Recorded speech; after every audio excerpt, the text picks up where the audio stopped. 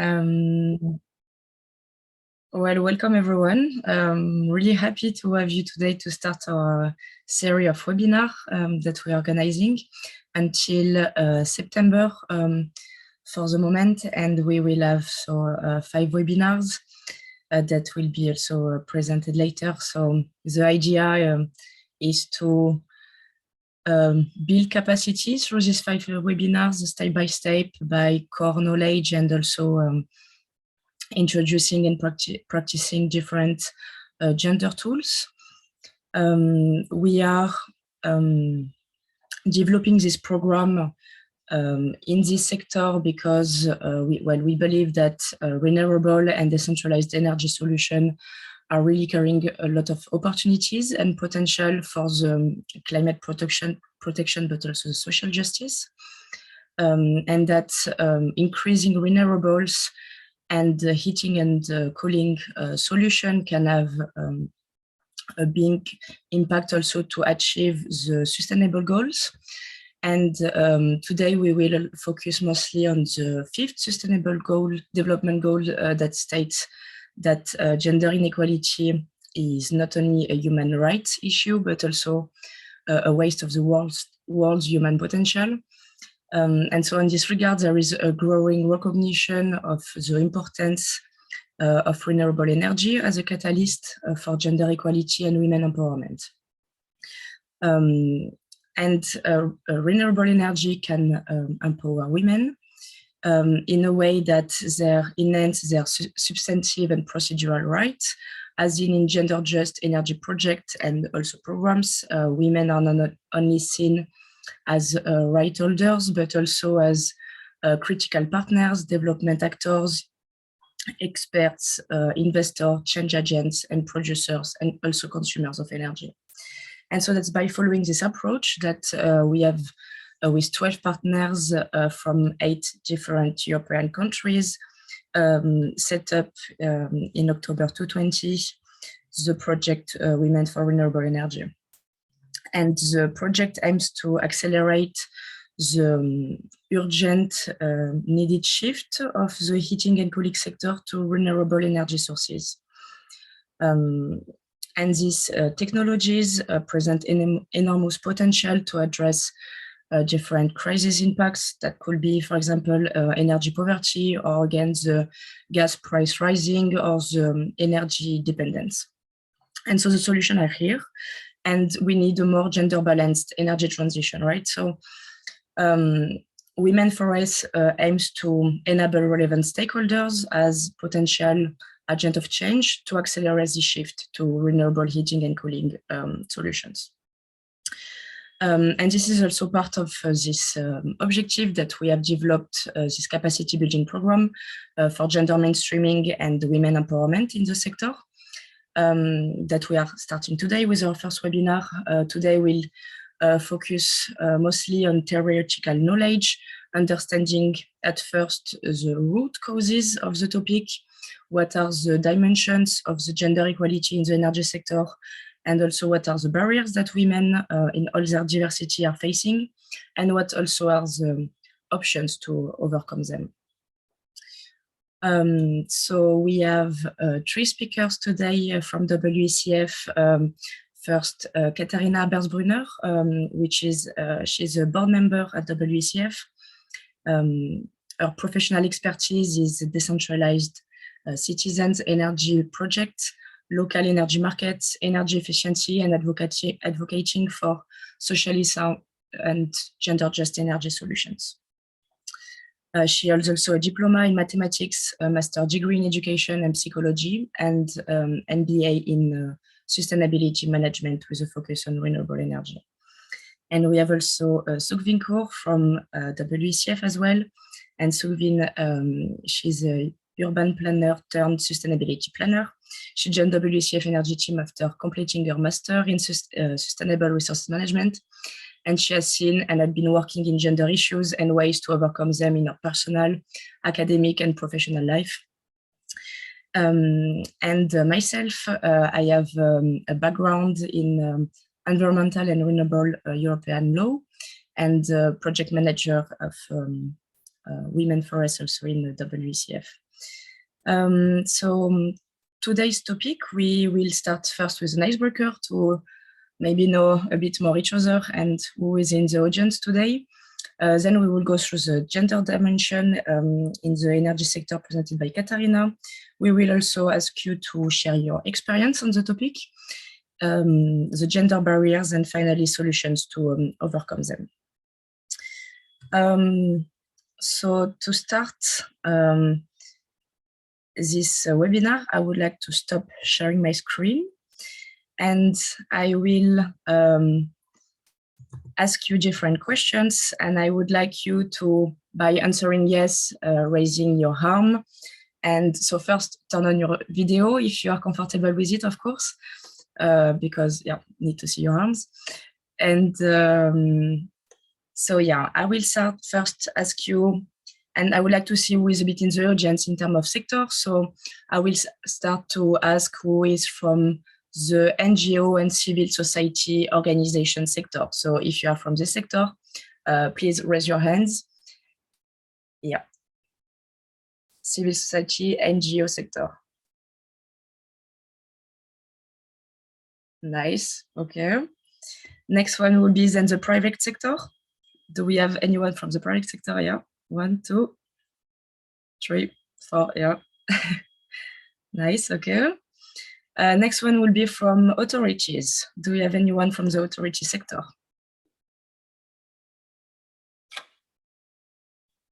No, not with us today, or not with the camera. Maybe, okay, next one will be, do we have anyone from the academia and research sector? Nice, 4. All right. Maybe some from the political or decision maker sector? Nope, not this one. Okay, well, thanks. If there is anyone that I forgot, please write in the chat, maybe as an individual or student, please write in the chat, that will be interesting also. Okay, next one will be, we would like to know if it's the first time that you are participating to a program like this, meaning gender mainstreaming and women empowerment in the energy sector. So if yes, please raise your hands. If no, maybe put your hands on the side, or yeah. So is it the first time?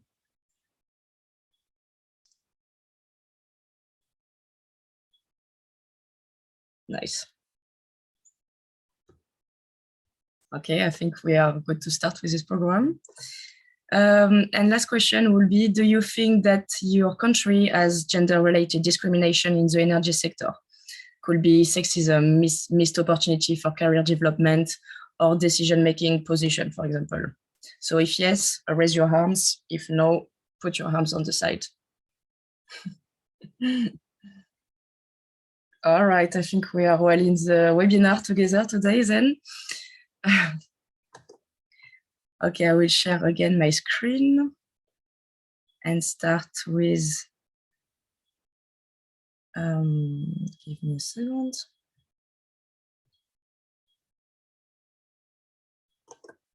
All right, I think you can see my screen again. Yes, nice. Okay, so to start our webinar and our capacity building program overall, the idea of today's topic will be for you to be able at the end to identify different gender barriers in the energy sector, and also to already have an idea of which kind of tool you could start to implement, or which one will be the most relevant for you to apply in your sector. So I give now the floor to Katarina to start to present the gender dimension. Yeah, hello everybody, can you hear me? Yeah? Yes. Yes, we can. Okay, super. Yes. So yeah, so great to have you all here. So I'm here at the noisy place, so I hope that will work out. So great to have you here, and I think we have to do a lot, seeing that we have a lot of gender discrimination also in the energy sector. And here I will tell you 10 minutes about the gender dimensions, and to widen the scope a bit, how to look from a gender perspective to the energy sector, with the gender dimensions. And what we want to show with the term gender dimension is that we refer to the specific ways and relations and areas which gender and gendered roles are constructed, and to show also the barriers women are facing. And so we have a lot of barriers for women, for example, not having the same opportunities, and from having access to decision-making positions in politics, in academia, and the economy. And here we would like to explain it with the gender dimensions. And because we experience that sometimes talking about women in the energy sector, it's not talking about the productive work and not about the other dimensions, which are also super important. And I start here with the reproductive work. So that refers to the unpaid household activities and care work. It includes cooking and cleaning, taking care for children or elderly people or other family members. And it is often referred to as a social reproduction of our society. And it's a very important basis for our productive work, for our paid work. And the dimension reproductive work is, for example, it's a gender care gap. We still know that women still earn less for the same job as men, for example. It also refers to care activities that are reflected to energy consumption. So women in their households, they need more energy because they cook, they clean dishes, they wash the laundry, for example. And it also refers to the total energy consumption of women that is lower than that of men, but higher in relation to the household. And it also refers that there is, since the women take over more unpaid care work, there's less time for voluntary work, and there is also sometimes incompatibility of family and political commitment. So that needs to be considered for the reproductive work. And it's very important talking about gender and socially just energy and climate policy, not only to talk about energy policy and climate policy, but also to talk about social policy, about how to frame workplaces, for example, so to broaden here the scope. The next dimension is the productive work, so the sector of renewable energy, the sector of energy provision. And this dimension is mainly represented by unequal representation of women in the energy sector, so a lower proportion of women, for example, in energy companies, or in lower share of women with STEM degrees, also in the program. It also shows that women have lower average income, so that's a gender pay gap, which also follows to a gender pension gap, considering the whole working span of the life. And it also refers to non-flexible working hours, to non-flexible working conditions, and missing opportunities to combine family and career, for example.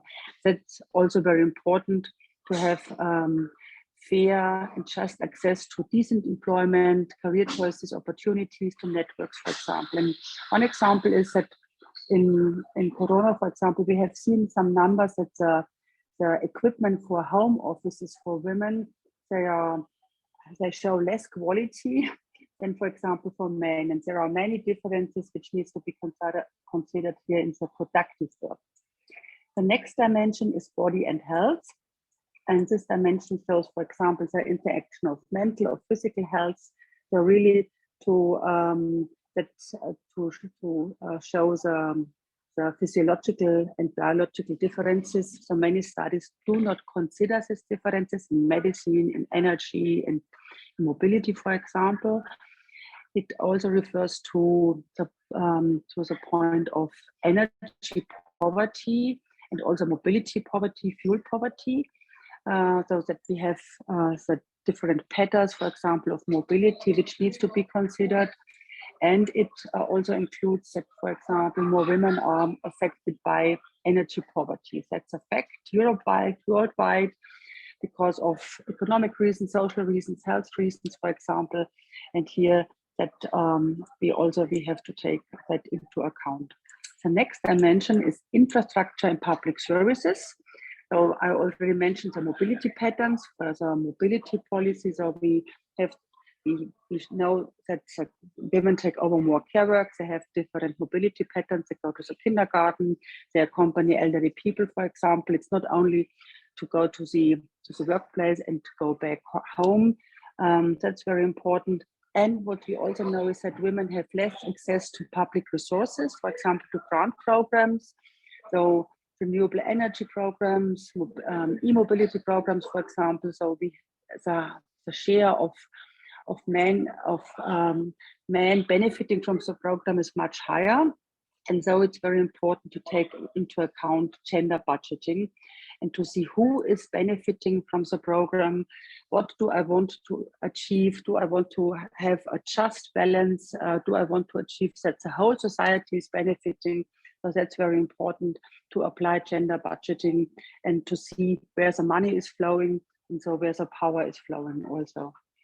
And of course, we have the dimension of decision making. Very important. So here that's referring to the underrepresentation of women in management, in executive positions, supervisory and administrative positions in the energy sector. And of course also in the policy, in the decision-making positions. And it comes also out with limited opportunity for women to influence the social and the cultural systems. For example, the way how we supply energy, the way how we produce energy. Is it a centralized way? Is it a decentralized way? Do we want to apply for local energy market? Do we want to have one energy, central energy market? So that's very important to have equal influence on that. And here, that's important that women should receive the same possibilities as men to influence the social and the cultural system. So, as I have mentioned, and the gender balance in regard of leadership positions as well as within the team and to increase diversity is very important. Of course, we know that only being a woman does not mean gender equality, but it's very important to increase the female share in decision-making positions. And finally, the last dimension, it's like a cross-cutting decision. It's androcentrism. So that's showing that we are in a very male-centered world. So where male-centeredness is very dominant and including most of the time a male perspective. So having a lot of still patriarchal norms, and which shows that androcentrism, so the male perspective sets a norm, and anything else, so the female perspective, for example, it's a deviation or it's not a norm. And so that's in our mind, in our culture, so it has been manifested in all the levels of our life, in the political, the social, economic, and scientific activities, by placing masculinity at the center and proclaiming it as a social norm. And so that's very important, and to be aware, because, for example, asking women and men in leading position to ask, so is it an equal workplace? And so 40% of men are not aware that it's not an equal system. But 40% of men are aware that they admit, yeah, it's not an equal system. And 75% of women, for example, said they're aware that it's not an equal system. So just to have the awareness and to think about that we have here not equality.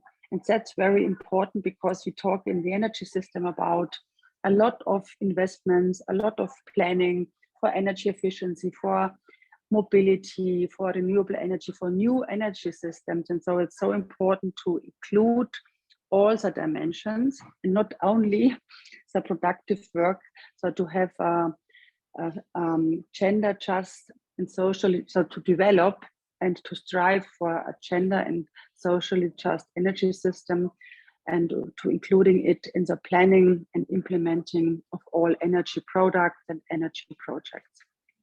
yeah, that's a very quick overview about the dimensions and the top. So the idea is really so to broaden the scope and to show what needs to be considered to go ahead for a gender just energy system, and also gender just and women friendly renewable heating and cooling concepts. And if there are any questions, I'm happy to answer.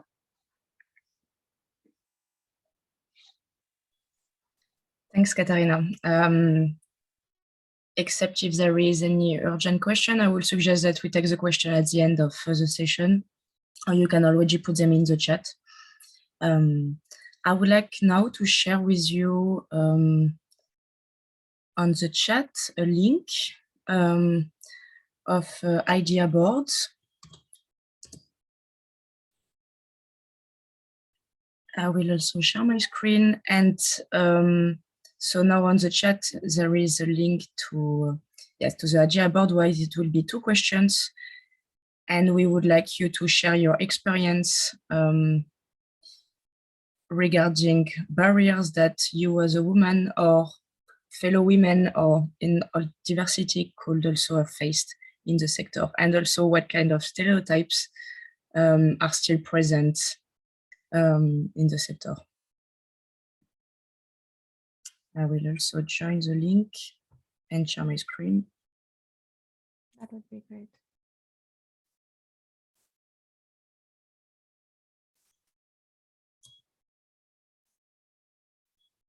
As those of you who are new to Idea Board, there are 2 questions on top that you can see, and there is a green plus sign on the right side of the question. You can just click on that and you will have a sticky note, and then you can start typing your barriers that you have seen or faced in your workplace, and you know about stereotypes. So it could be any type of stereotype, whether it's for women, men, other genders including. So feel free to start writing now.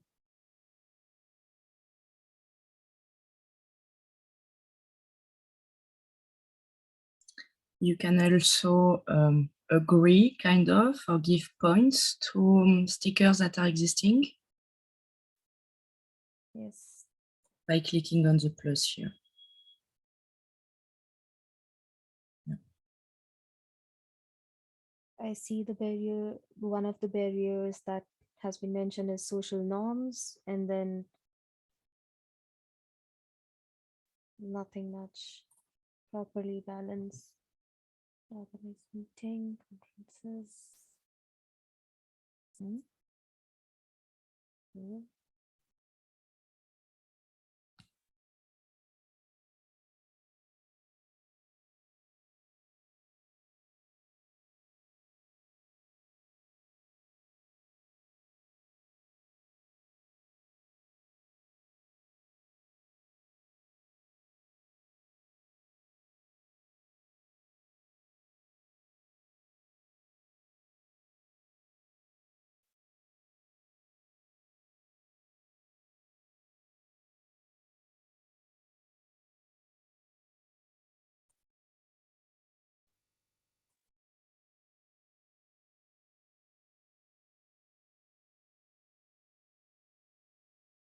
I see a few barriers and a few stereotypes.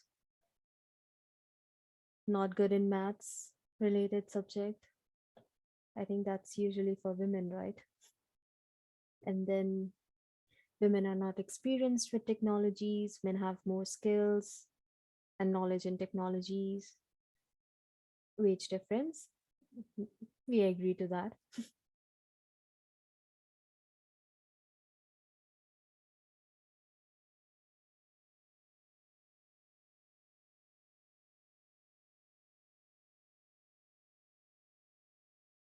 Work-life balance, only few role models. I see one empty sticky note under barriers in the second row, third column, and it has +2 as well.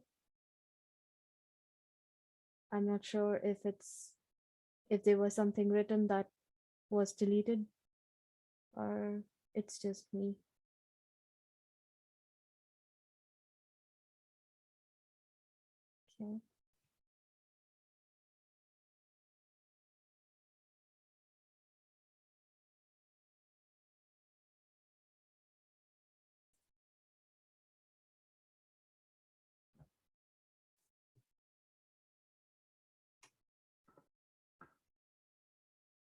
It's always funny to see all this list of stereotypes that we have around. Yeah.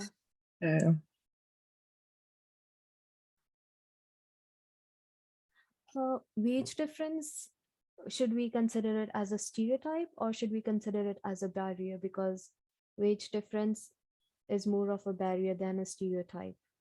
What do you think, my views on that? Mm-hmm. Mm-hmm. But I think stereotype could be in that case that women don't do much as compared to men, so they are automatically offered less salary, even if they are doing the same things.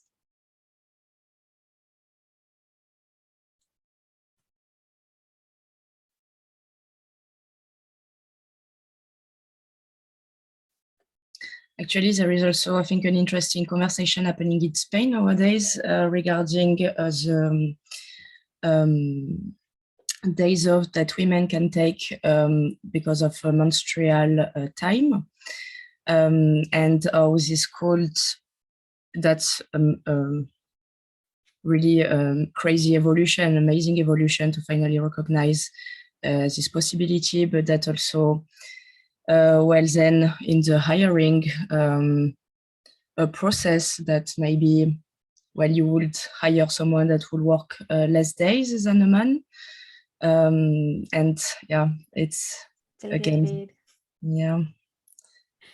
Yeah, but I think since gender has been a new topic around the world, I've seen in some Asian countries as well.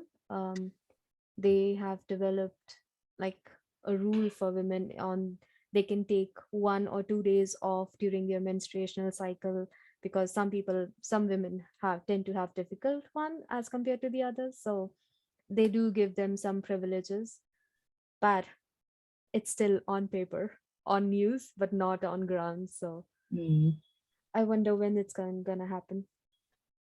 Yeah, I think we need a parallel capacity building like that. True, true, true. All right, well, thanks a lot for your participation. We have a lot of stereotypes and barriers here. Yeah. So maybe I can quickly have a look and give you a brief of it. So as I think it's already 10:30. Okay, let's do it then. Barriers that are that you like everyone has seen or our fellow women have faced in work context. Yes, I agree with the wage difference, work-life balance. Women tend to do it a lot as compared to men because we have to do our household chores and um, manage everything in our personal life because men are too busy working. So just a way of putting it. But yeah, women tend to do that. Difficulties balancing, so it's again something similar. Then we have low credibility authority given to women. Yes, that's true in a way, because finances and there are technologies, women are considered a lot stupid as compared to men in that case, but we can be smarter, of course. Then we have at the events, women occupy the role of moderator host. Few of them participate as experts. Yes, women in leadership position, public facing position, we don't have that. Role models are not there. So that is one of the reasons that women don't get inspired that quickly, because they don't see anyone working in that field. So I think somebody needs to take charge, make way for other people to join the pathway to leadership position, I would assume. Self-discrimination, lack of confidence. Yes, that's way true for women. We do have imposter syndrome. We try to put down ourselves, even though we are doing great job at our work, but we tend to do that a lot. Stereotypes, not good in math subject related as finances. Women are not as experienced in technologies as men have more. I don't know how they do it, but yeah, it is considered. Even if we are sending rockets to moon or Mars, still we are not good with it. So it's okay. I guess we need to find another way. Women don't like STEM topics or are not interested in them. Even if they are, they won't know what they are talking about. Okay. That's, yeah, that's true. That's definitely true in a lot of contexts. Women can do a lot of things at the same time. That's why we do more work, more tasks. Yes, women tend to do multitasking a lot. Um, Women want more rights than men, not equal rights. That's a stereotype. I've never heard that one though. I've heard like women are over possessive about being feminist, but I, okay, maybe. Okay, then I think we wrap it up. Women apply to a position when they fit 100%, men when they fit. That's true. That's not a stereotype. It's true, actually. It's a fact. But with that, we close our idea board now and we move to our next segment. Marlies, would you like to share your screen, please?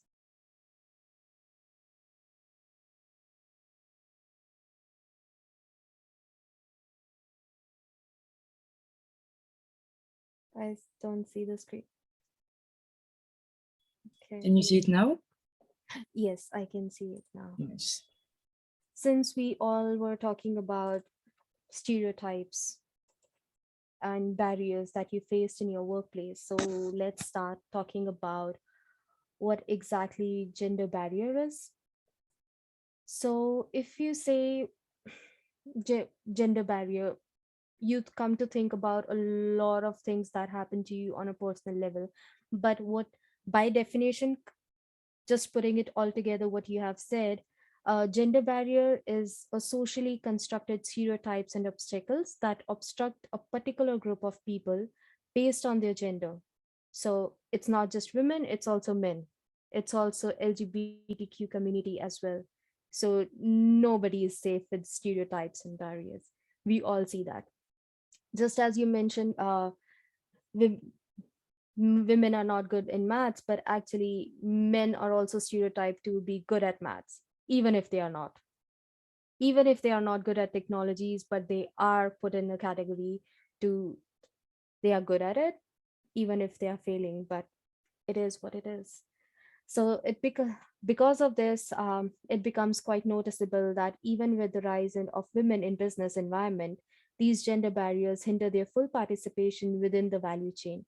The barriers women face in energy sector are similar to all the barriers that we see within our economy. Different perspective, all sectors, it's the same, but it might vary a bit under different circumstances, but barriers are there. However, the challenges of the energy sector are more pressing since our energy sector is going through a process of transformation and will require innovative solution and business models to be adopted, as well as greater participation from diverse talent pool. So therefore, we need to make sure that we not only focus on one gender, include different people, different backgrounds, to make sure that we have a diverse talent pool at the end and we use our 100% capacity over there. Women are challenged with several barriers through their process of entering energy sector. This already starts at young age when little girls are exposed to gender stereotypes that prevent them from developing an interest in their STEM section, like STEM subjects. You can't do science, you can't do technology, which builds another barrier for young adults to pursue education in some context. So moving on from here, I will take you to the next slide. We talk about the different types of barriers. There are 4 types of barriers: personal, structural, financial, and regulatory. So personal barrier, that's the very first one that can relate to features that are personal to a sender or receiver and acts as a hindrance in the communication process. These factors include life experiences, emotions, and attitudes and behavior that hinder the ability of a person to communicate. For example, a female behavior attributes that spawn in a social shaped upbringing with the traditional thought pattern, and you are conditioned in that way. And so you automatically start stepping back instead of going forward with your work. If your mind is already conditioned, so you really don't see it in person, but you will realize it eventually in your life that, oh, okay, this is what I learned as a kid, and which is not exactly the way you should see the society, or this is not how it works in the professional field. You can work in technical aspect, you can be a mechanical engineer, you can be an astronaut. It's fine, it works. The second is the structural barrier. That structural barriers are basically a systematic, institutional, or a political origin barriers. This is reflected is like in the glass ceiling walls for women, like something that stops you, but you don't know what it is. You can't see it. It's there. It exists, but who knows where. So, for instance, a qualified woman wishing to advance within the hierarchy of her organization is stopped at a lower level due to the discrimination based on sexism. Could be like or other stereotypes as well, but just sexism could be one of them. Or even like for the care work, because it's unpaid and women don't have much time doing their juggling in their work-life balance. So that could be another part. Apart from the societal pressure and expectation towards women, uh, we also have time poverty, because we try to juggle a lot of tasks, multitasking, and also we have a lower financial capacity because thanks to the wage gap. So even if we are working more, we will still receive lesser salary, and at the end we might not be able to manage our finances. And they also act as additional or influential barriers, leading us to have a layer of another barrier in our life. The third one is the financial barrier, as I already mentioned in the last point. Finances, and all sectors, we have gender pay gap. So in that, it's like a vicious circle. You have lesser salary, you have a huge pay gap. It leads to gaps in your pension, lifetime earning, leads to less financial stability and participation of women, like not being able to even pay the entrance fee for being part of a community, energy community in this case very particularly. And just to let you know, in 2020 the gender pay gap was 18%.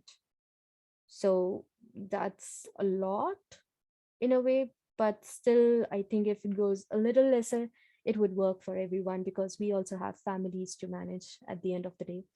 The last one is the regulatory barriers. These include the political inconsistency, unwillingness for current policies, and on the other hand, lack of awareness and knowledge of importance of gender mainstreaming in energy, climate policies, and legislative implementation. So at the end, we do have a lot of barriers. Some of them are overlaps as well, but at the end, it just layers up for each gender that we have to break through it. And now, when we talk about how to break through these barriers, I'll pass the floor to Marie-Lise, because she will tell you how to do it. Back to you, Marie-Lise. Thank you.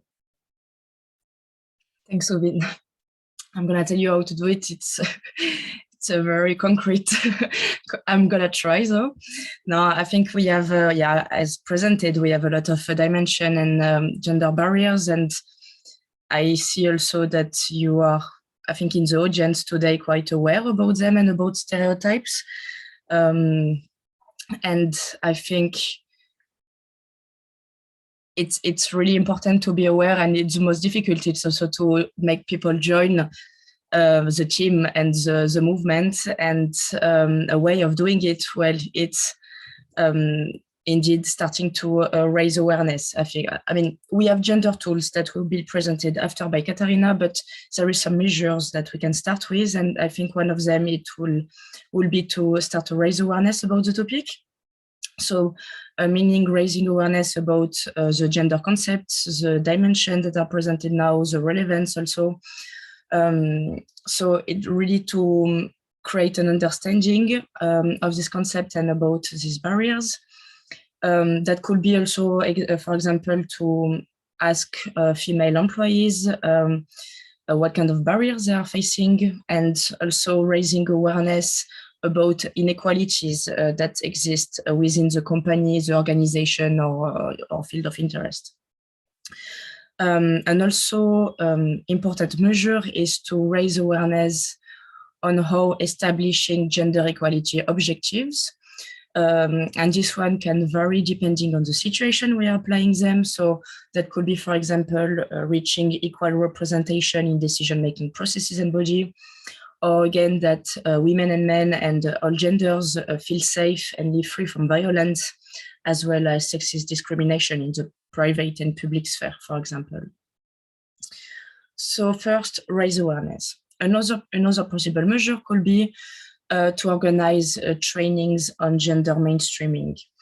Here, the definition of gender mainstreaming is also important, and that can be defined as a process of assessing the implication for women and men and all genders of any planned action, including legislation, policies, or program in all areas and at all levels. So basically, it's a strategy for making women's, men's, and all genders concerns and experience an integral dimension of the design, the implementation, the monitoring, and evaluation of all kinds of policies, programs at all levels. So the aim is to make everyone benefit equally from these policies and programs, and to be sure to not perpetuate any inequality.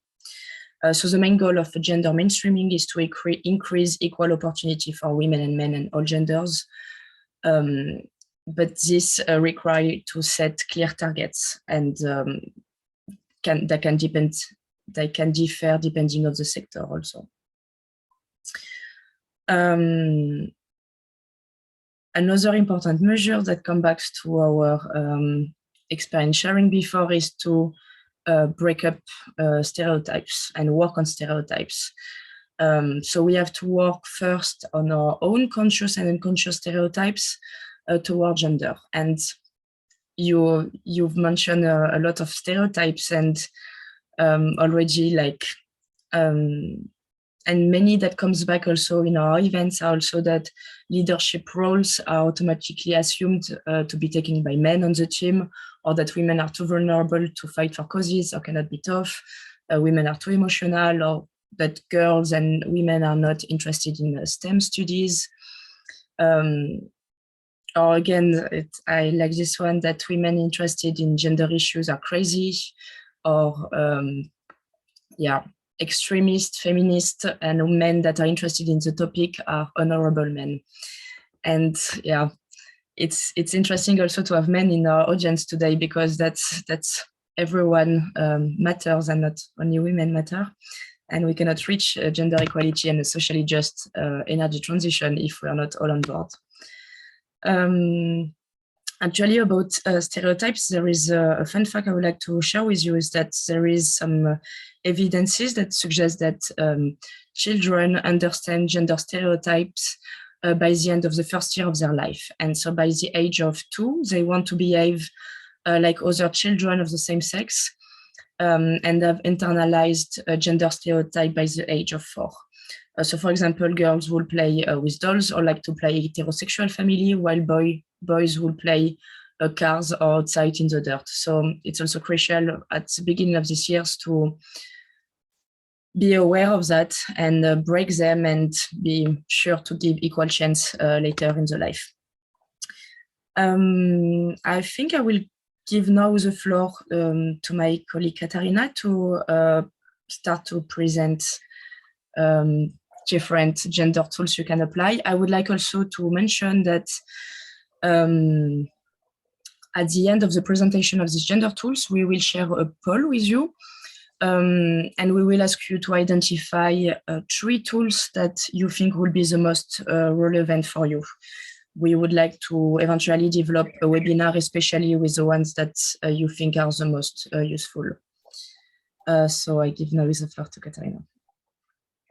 Yeah, thank you very much, Marie-Lise, for this great overview. And so we have shown you the dimensions, we have presented you the barriers and how to overcome the barriers, and now we become very concrete and show you the tools. So as Marie-Lise mentioned, as soon as there is awareness about gender inequality, for example, and gender barriers, that's a very first super important step, so to decide to implement gender tools. And the good news is that we have a lot of gender tools, and that we can implement them. We have small tools and bigger tools, and so I will introduce now. I will give you an overview about the tools, and then, as Marie-Lise mentioned, so you can choose which tools might be for you, for your organization, for your work, very interesting, and we could go ahead on a more concrete basis.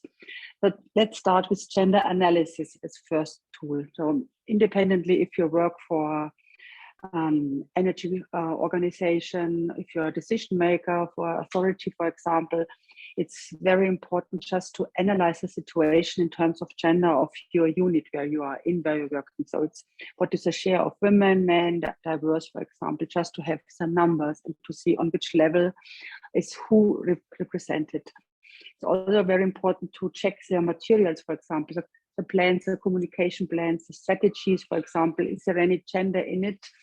That's also very important. So a stakeholder analysis, do you work with organizations experienced in gender and women's empowerment? Would there be organizations around you could ask, for example, is that a topic, do you want to work with them? Very important is data. So as we know, we have the big gender data gap. So missing a lot of data just to show how unequal our world is in this term. So we have to collect that data, so to check which data are available, for example, which data could be analyzed and which data should be collected in the future.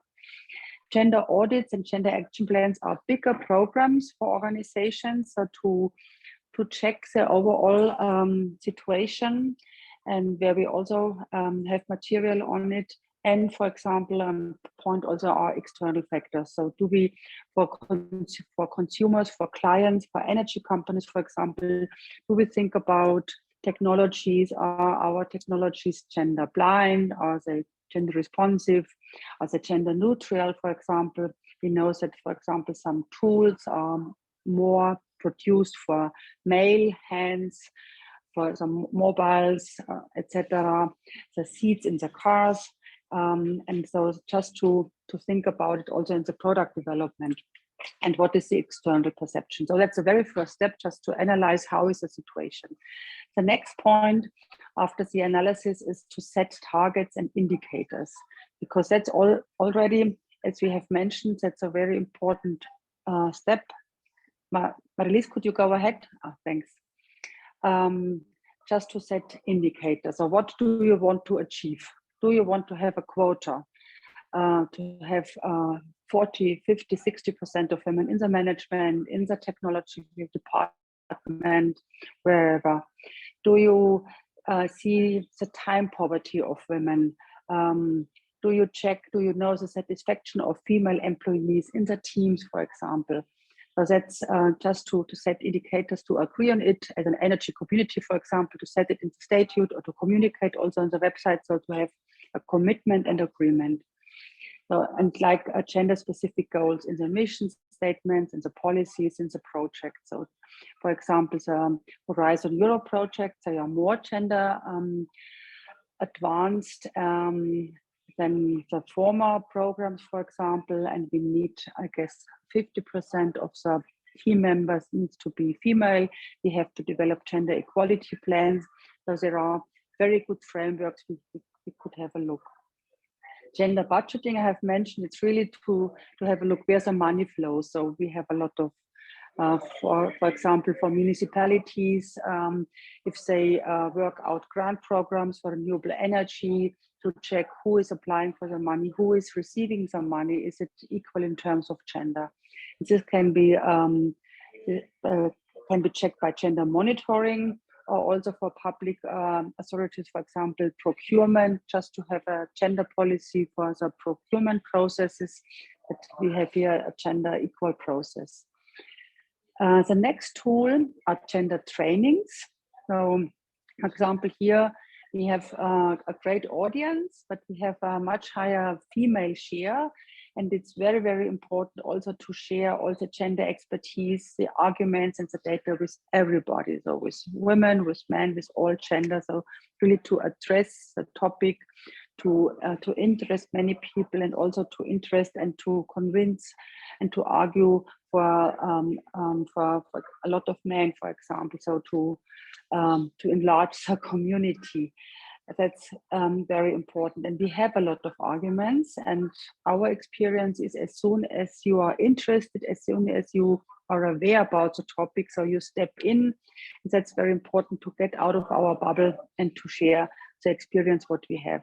It's also very important to have anti-discrimination training, so to prevent from discrimination, for example, because so also sometimes we are full of stereotypes. We are not aware of it because we are educated, we are in our socialization, our families, in our cultural context. And in the energy sector, for example, we hear sentences like, well, here we need a strong man to install a photovoltaic power plant, for example. And it's nothing maybe meant negatively, but it's a kind of discrimination. And so it's very important to have people, for example, awareness persons, to be aware what is discriminative, to be professional, to deal with the situation, so to make people aware what they are saying, and to make people, team members, colleagues aware if they are discriminative, and just to inform them.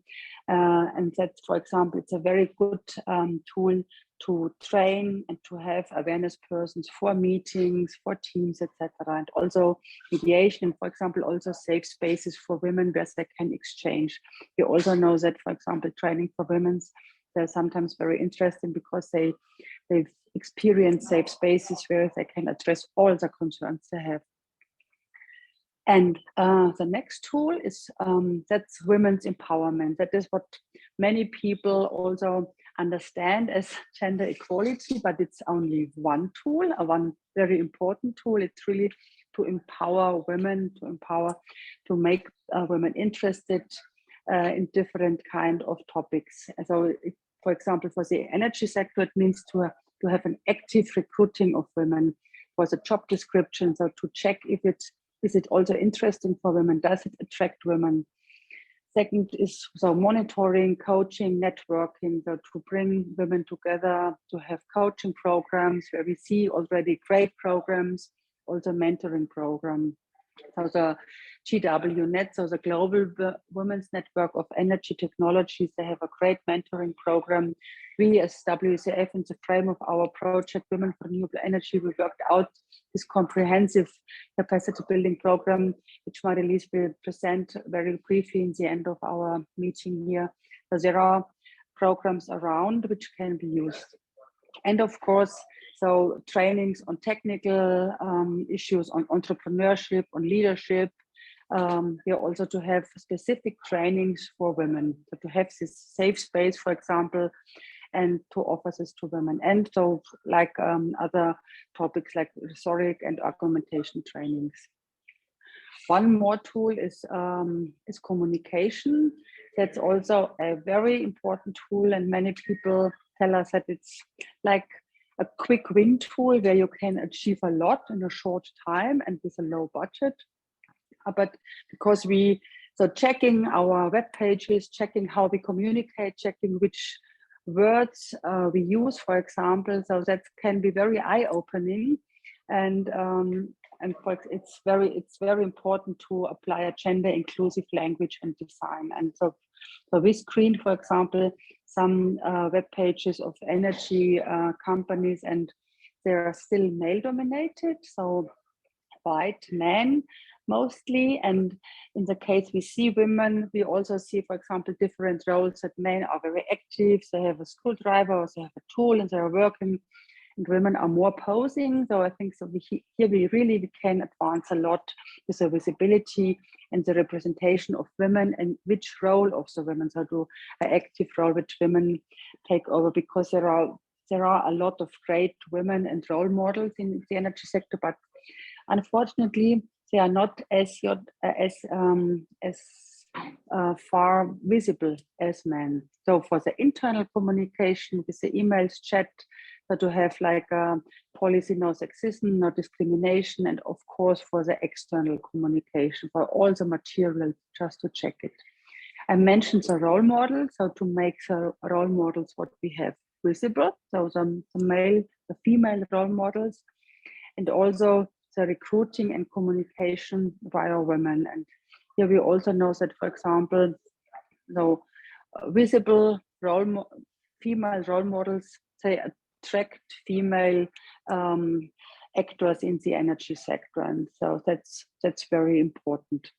And also the active recruiting, because we also know that we have to ask women 2 times, 3 times if they would, for example, would become active for energy community.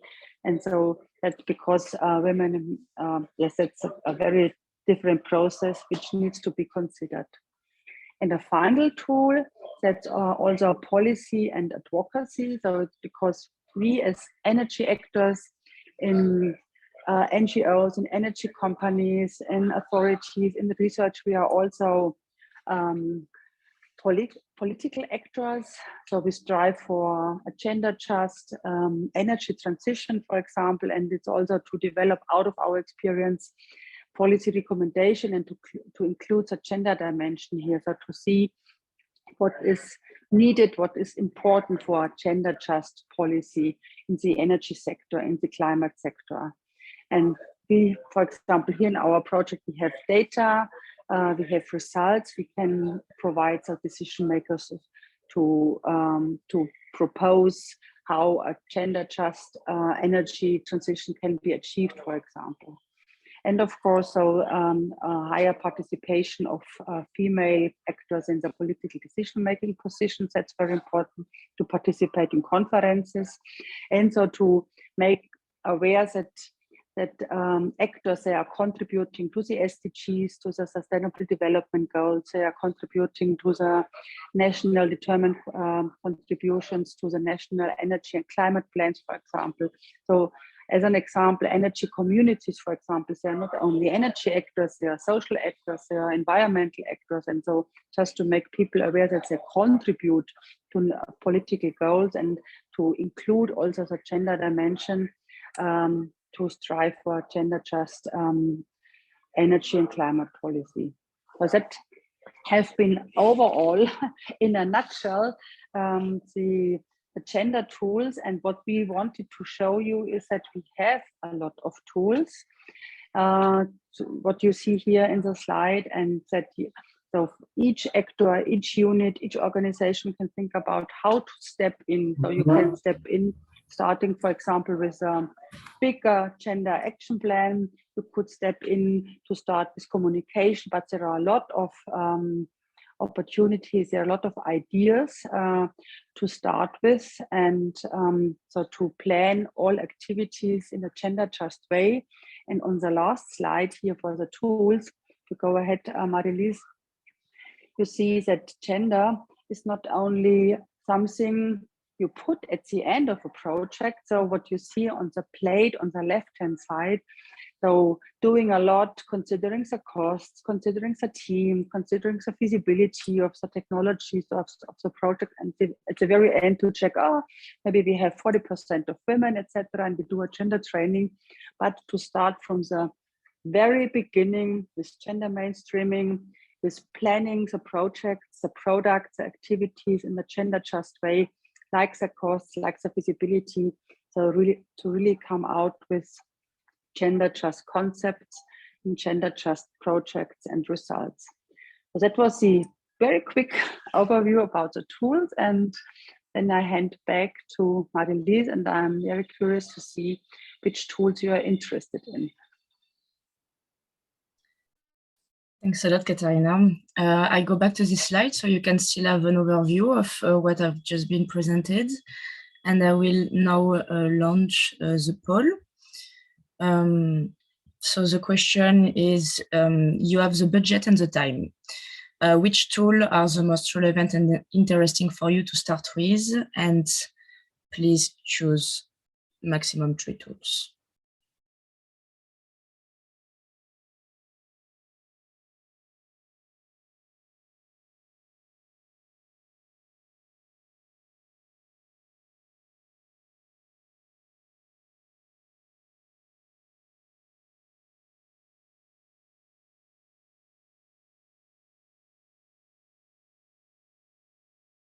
Can you see the result at the same time as me or not? Yeah. Oh. I have a yes and a no. Okay, I can see the results. I guess we as co-hosts and co-hosts, we can see it, but Okay. I suppose not the others. Okay.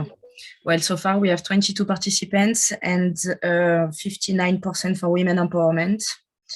It's actually really close results. It's 59% women empowerment, then 55% targets and indicators, and then gender training, 45%.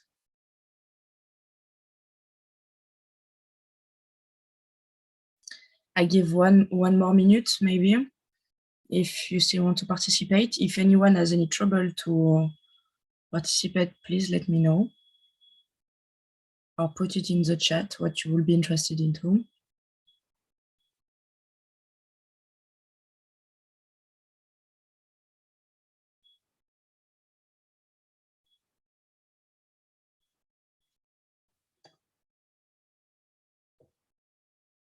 Okay, I will then end the poll now.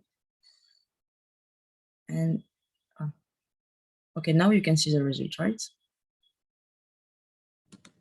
Yes, we can. Nice, thanks.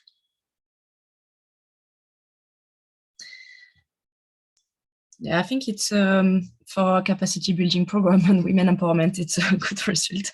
We are targeting it well so far. We are sharing this poll now because our next webinar program, maybe I present it quickly and then I'll give you the floor if you have any questions. So we have selected different tools to go also in the practical side. So we would like to start with the gender self-assessment and gender action plan for energy utility or company. And then the gender just communication, because as Katarina said, it's usually seen as a quick tool to implement and a really good one to break up stereotypes and take it from the source. Then we would like to have a webinar on support on energy community and gender just energy communities. And finally, a last webinar that will be identified depending of what you are sharing now. I would like now to give you the floor if you have any questions regarding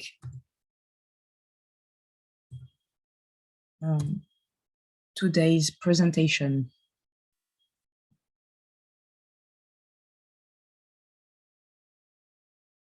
If you don't have anything coming now anyway, we can discuss by email.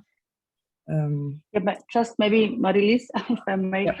Well, I think the result of the poll is really interesting. So to have so the interest of all the tools, so that there is a need of all tools, and yeah, I think in terms of the women's empowerment and communication. So it's and all the targets and indicators, which is super important, really to set the targets, so to have goals, to show them and to commit and to want to achieve them. And so I think with our next webinars, we can hopefully meet many of these topics also. Yeah, that's super.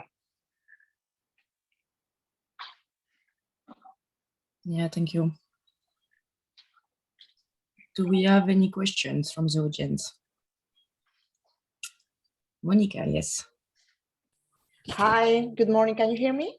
Yes, very well. Good morning. Hi, thank you very much, first of all. And yeah, I wanted to ask you if in the next webinars that you are planning, you gonna go more deep on the heating and cooling sector, or you're gonna speak more about energy in general? I've seen this the idea in September to work more on energy community. That's very good, fantastic. And but I wanted to know if we're going to, yeah, if you want to address the specific sector of heating and cooling. That's a question. And also just to let you know all, I'm Monica Vidal, I'm the heating campaign coordinator for CAN Europe network, and we are developing a renewable heating campaign. So just to let you know that it would be fantastic if we can collaborate in the future, how we can work together, and to include this, the gender perspective in the campaign too, of course. Thank you.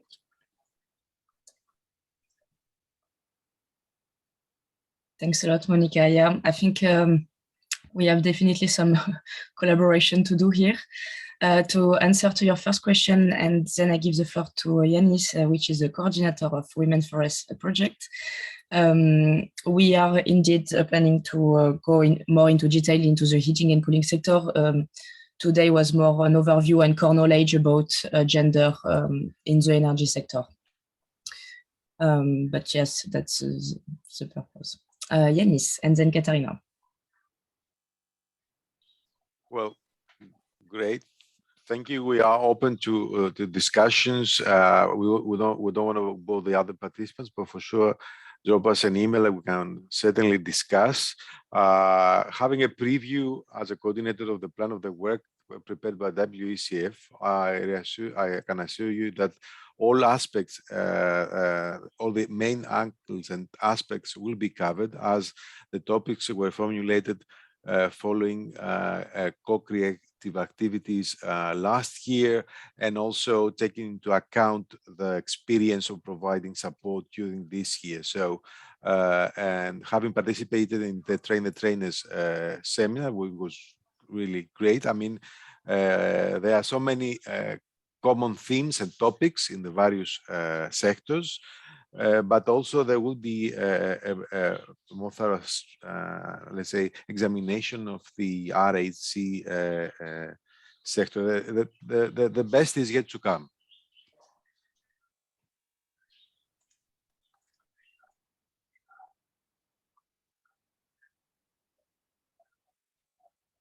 Thanks, Yanis. Katarina?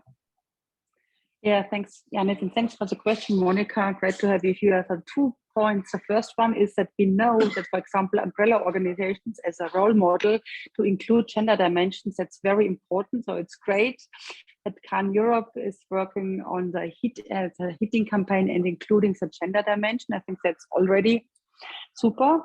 And the second, so to focus on heating and cooling.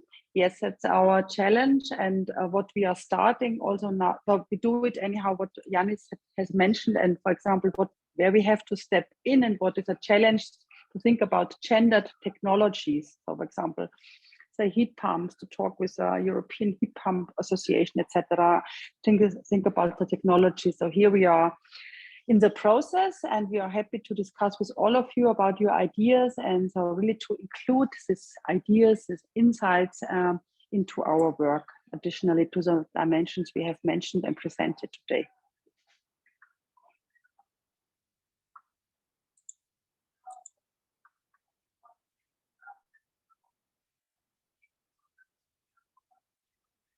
If no one, Paola, do you have a question? I see you're raising your hand. Yeah, but your microphone is cut.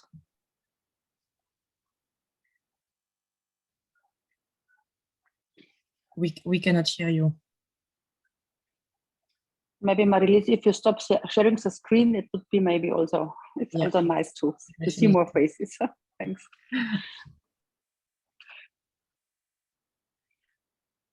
On audio. Let's see. Now it works. Yeah, perfect. Perfect. So I just want to tell you that it's a joy to be here with you, even if it's an hectic day. I am an anthropologist and a journalist, and I participate in the European program GENERA, Gender Equality by the for the European research area. So of course there is a lot, as Johannes was saying, the best is to come. We say with the United Nations evaluation that if we follow at this rhythm in 250 years, we might achieve gender equality.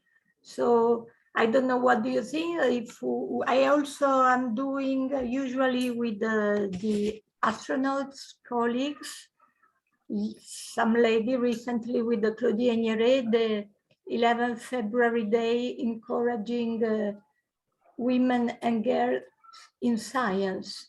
So maybe also it's a matter of being more in education. So I have been also doing that at La Sorbonne and here in Rome. I would like to know, what are you doing at this eventually at this level of education, and also against the bias. And of course, the most important is the women empowerment. Thank you.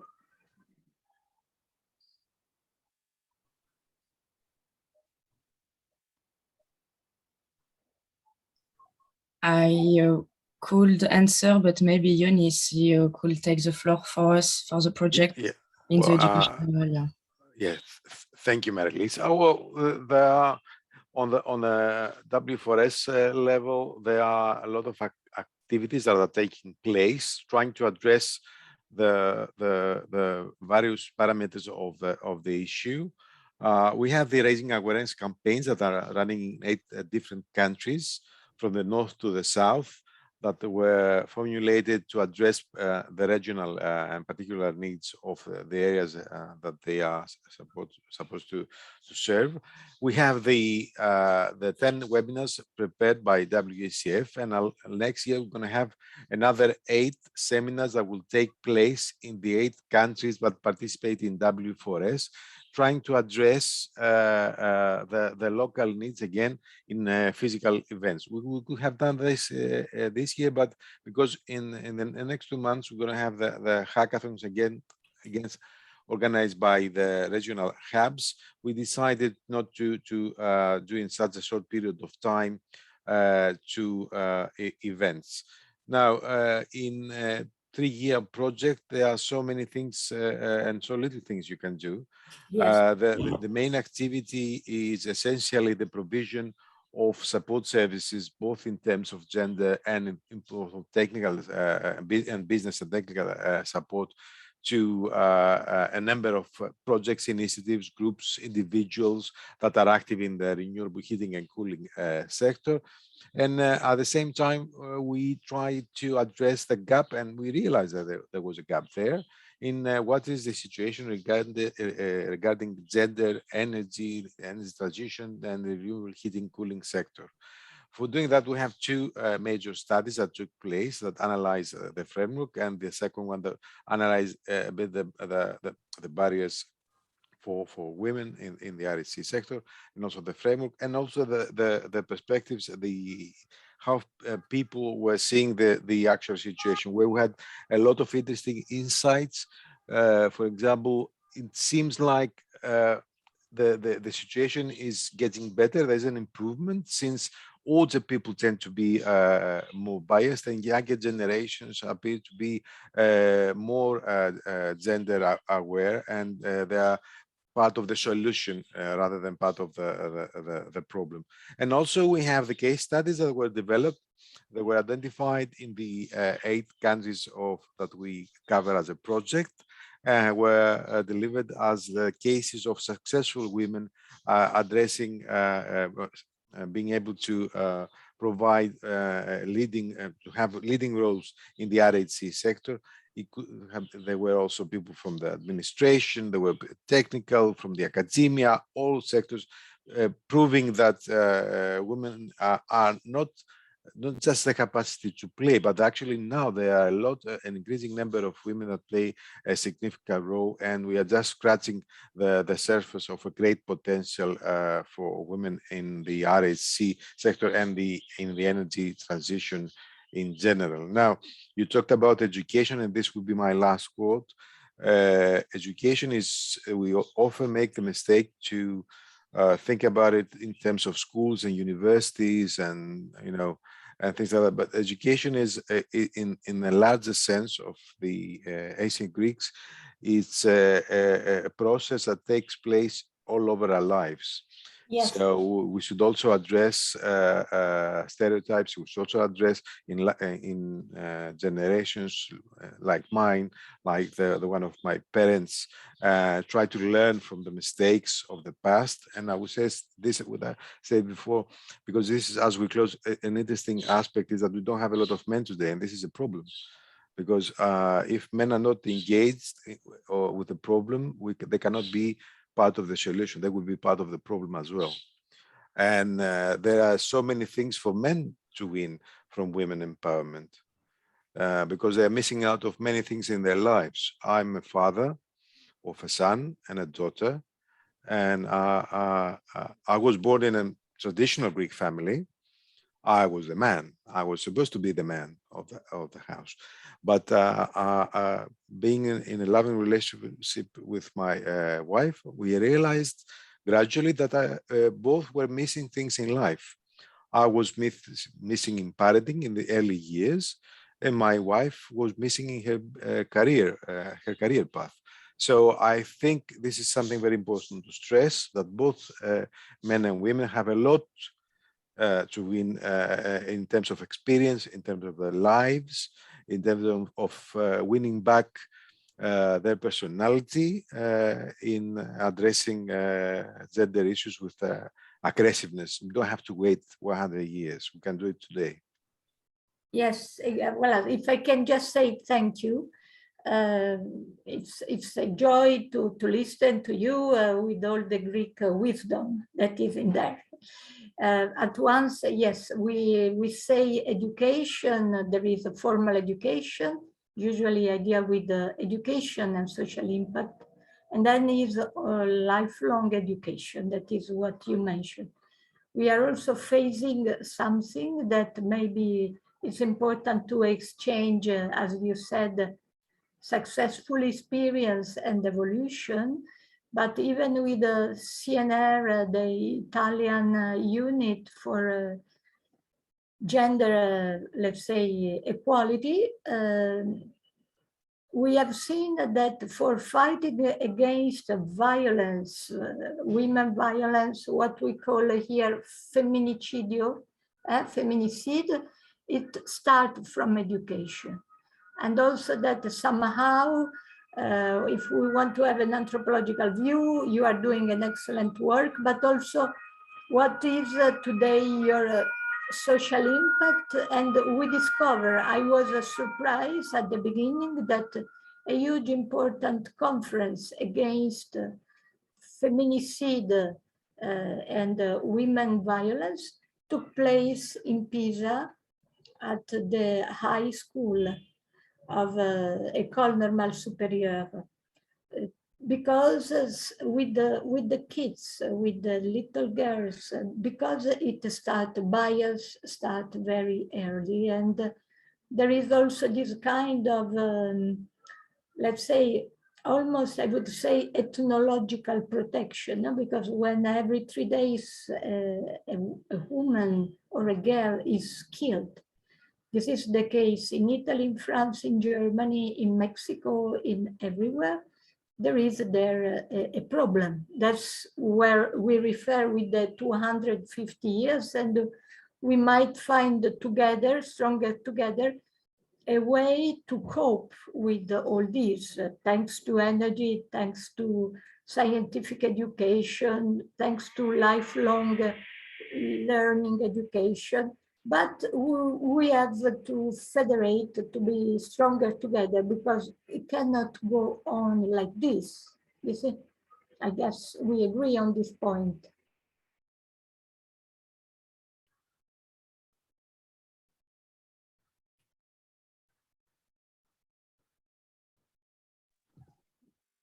Thanks a lot, Paola, for that. Indeed, I think it's everything goes hand in hand, and that's joins sustainable development goals, right? To work and mainstream gender in all aspects of this transition for the next years, no matter which transition we are talking about, to face these issues. Yeah. Katarina, you wanted to add something? Yeah, thank you very much, Paola, and so great to have you here, Yanis. So I think that was so important, and I wanted to add 2 points to your questions, Paola. And so one is, we also develop policy recommendations for the European level, and Yes. here we see that we have, for example, a great gender equality strategy. On the one hand, which is a great commitment.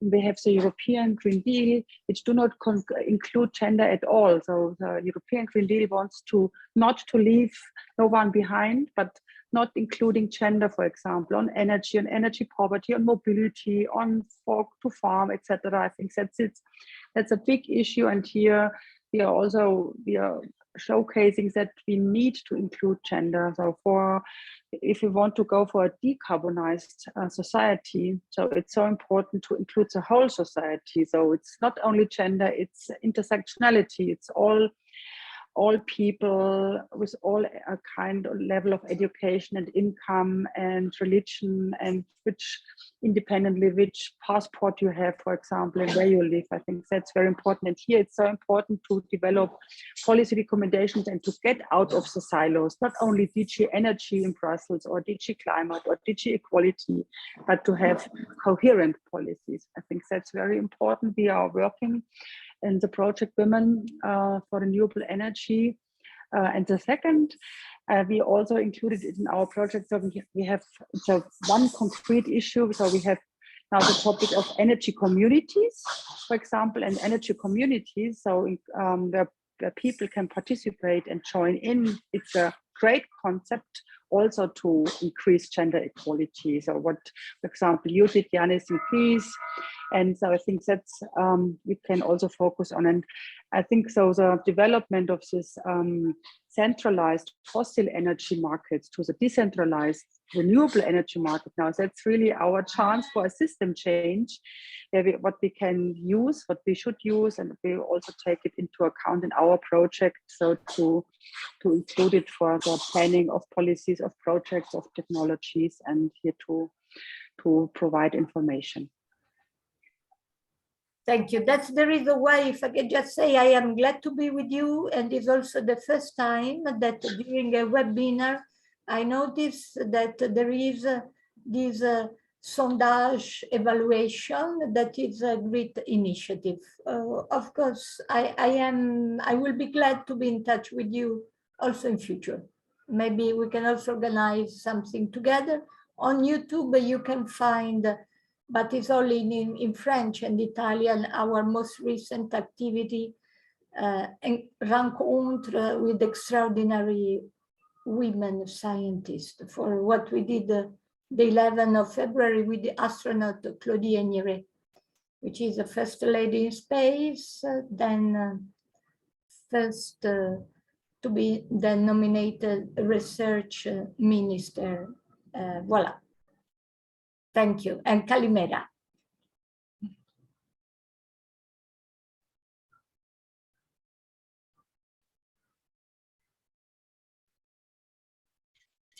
Well, thanks a lot for this conversation. I think we are right on time to finish this webinar now. I hope that we will see, or maybe we can take a picture before leaving. If everyone that feels comfortable to turn on your camera, taking off glasses apparently. And yeah.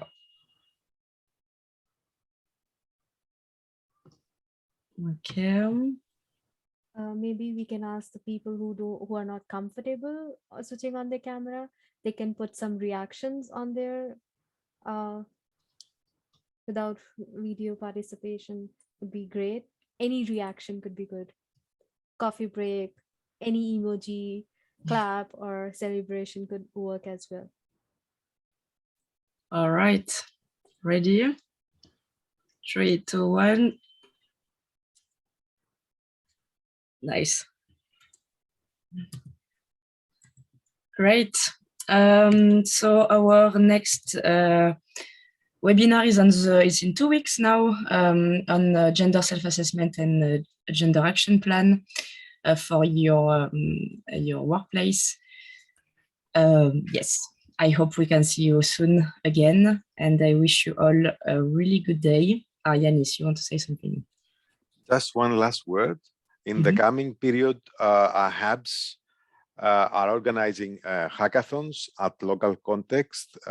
So whoever is interested can contact our hub coordinators in Belgium, in Germany, in Italy, in Greece, in Denmark, in Norway, in Bulgaria, in Slovakia.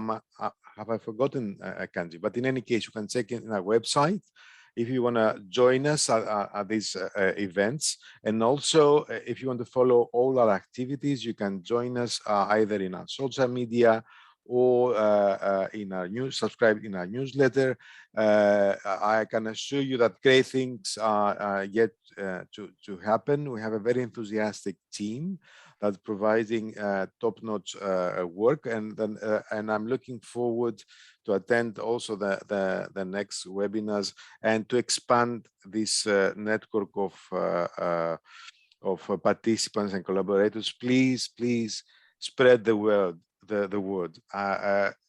Everybody cannot do it on their own, but together we should not miss not even one in this effort. Congrats to the organizers, to the WSF for their great work. Very nice to be able to attend one of your webinars. Looking forward to the next one. Thank you. Thank you for today. Thanks a lot. Thank you. Okay. Bye-bye. Thank you. Bye-bye. Bye-bye. Bye. Thank you. Bye-bye. Have a good day. Bye. Thank you. Bye.